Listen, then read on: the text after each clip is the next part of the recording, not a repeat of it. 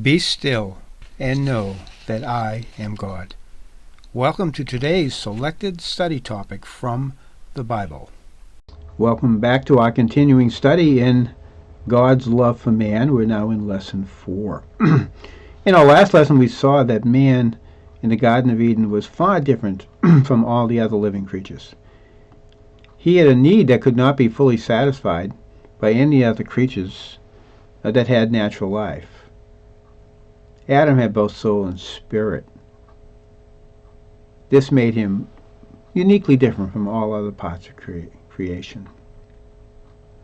Now Adam, as we saw, had all the animals come before him. God had brought them all before him, and he had looked at them and observed them, and he had named them, but he would have understood by this that they were different from him, and he would understand his aloneness. And in the end of chapter 1 in verse 31, we see when God evaluated his creation, he said all was very good. But this would not have been so if God had left man to be alone. Man was not meant to dwell alone. And God created man with the capacity and the need for fellowship and companionship. The fellowship of the natural animals would not have been sufficient for him. He observed all the animals and saw this wasn't to be so. Animals that had been created on the earth before Adam lacked God-breathed life. Adam was different. Animal life could not fully interact and satisfy a creature with intellect, emotion, and will. It was in this context that God would say in verse 18 of chapter 2, it's not good for man that man should be alone. But God had a plan here, saying, I will make him a help meet for him. That's verse 18. What God planned to make here was not another person, in creating another person. No, the one that God would form here would need to be one that would be a help meet for man. This person needs to be not just exist as a man existed separately, but this person that God would make here would need to be one that could complement, complete the life of the man. Now, as we're reading at this point, it's still future tense. The Lord had not formed this help for Adam yet.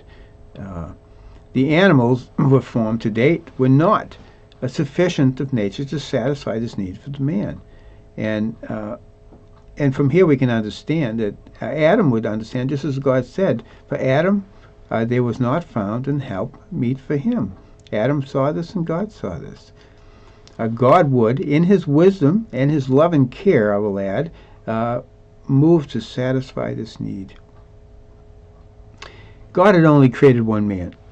And from this man would proceed the entire human race.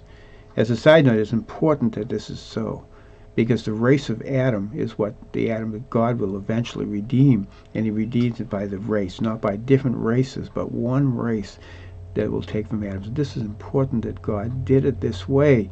But to meet this need for Adam, God would not create another being in the sense of a whole new creation, but form another from man whom he had made.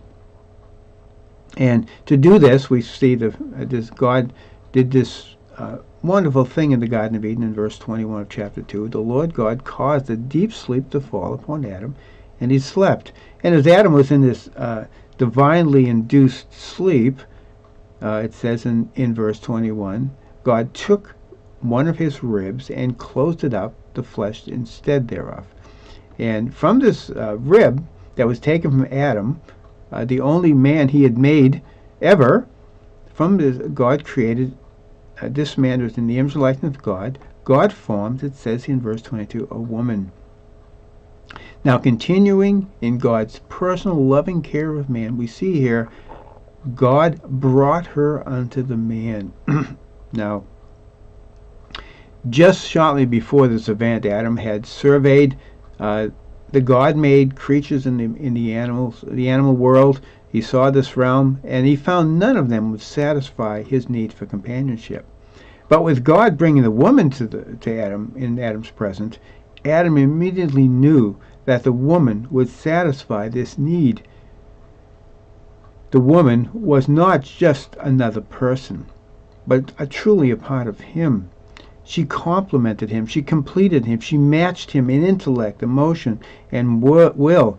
Adam received the woman who God gave him, had formed for him, saying in verse 23, "Now this is a bone of my bone and flesh of my flesh. She shall be called woman, because she was taken from man." Now, with this, a male and female, both sourced in the life from the very breath of God, the human race would grow. Every one of them also sourced in the God-breathed life, made in the image and likeness of God. God made Adam. From Adam, God formed the woman, and from the man and the woman proceed the entire race of men, made in the image and likeness of God.